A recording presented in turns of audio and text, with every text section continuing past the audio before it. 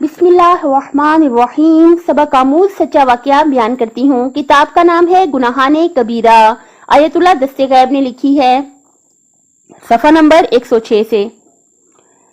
مثال کے لیے کتاب فرج بعد شدت سے ایک عجیب قصہ لے کر یہاں بیان کیا جاتا ہے۔ کہتے ہیں کہ ایک بڑے سوداگر نے بیان کیا، میں حج پر گیا تھا اور میرے ساتھ تقریباً 3,000 دینار کا سونا اور جواہرات تھے۔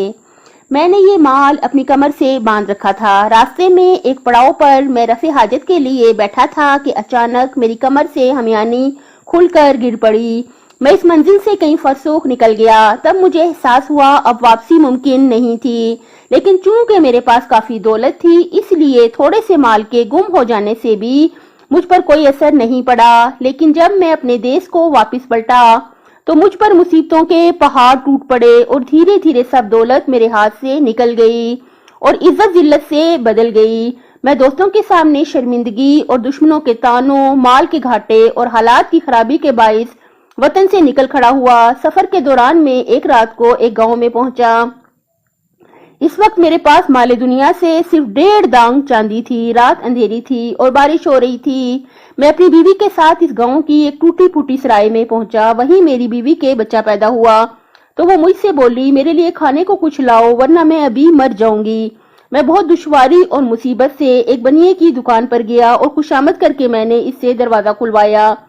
میں نے اسے وہی 1.5 دانگ چاندی دی اور اس نے مجھے تھوڑا سا زیتون کا تیل اور ابلا ہوا دودھ ایک مٹی کے آب خورے میں کر کے دے دیا۔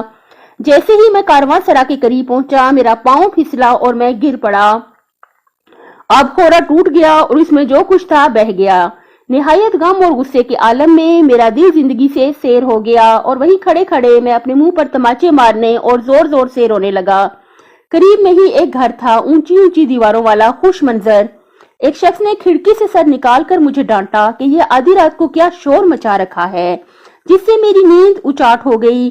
میں نے اس کو اپنا دکھڑا سنایا تو وہ کہنے لگا، 1.5 دانگ چاندی کے لیے اتنا روتا پیٹتا ہے۔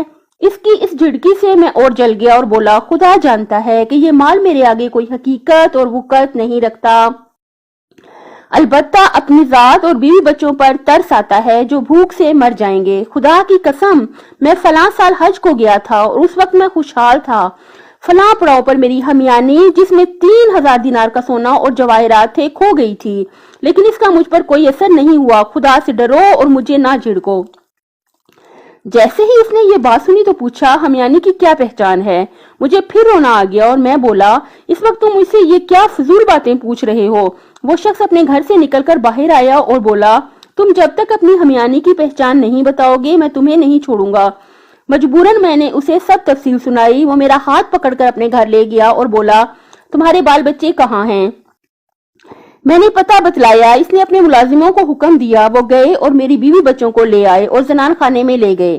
اس شخص نے ہدایت کی کہ انہیں جس چیز کی ضرورت ہو مہیا کی جائے۔ اس کے بعد وہ میرے لیے بھی کپڑے لائے اور مجھے پہنائے، مجھے حمام میں بھیجا اور وہ رات بہت اچھی طرح کٹ گئی۔ جب صبح اٹھ کر میں نے اپنے آپ کو نہایت آرام و آسائش میں پایا تو وہ کہنے لگا، یہاں کچھ دن اور رہ لو تاکہ تمہاری بیوی صحت یاب ہو جائے۔ اس نے 10 دن تک میری تواضع کی اور مجھے روزانہ 10-20 دینار خرچ کے لیے دیتا تھا۔ میں اس کی اس قدر ڈانٹ پھٹکار اور تضحیک کے بعد اس بہت زیادہ مہربانی اور توجہ پر حیران تھا۔ پھر اس نے مجھ سے پوچھا، تم کیا پیشہ کرتے ہو؟ میں نے کہا، میں سوداگر ہوں اور لین دین کرتا ہوں۔ اس نے کہا، میں تم کو کچھ رقم دیتا ہوں تاکہ میرے ساتھ شرکت میں خرید و فروخت کرو۔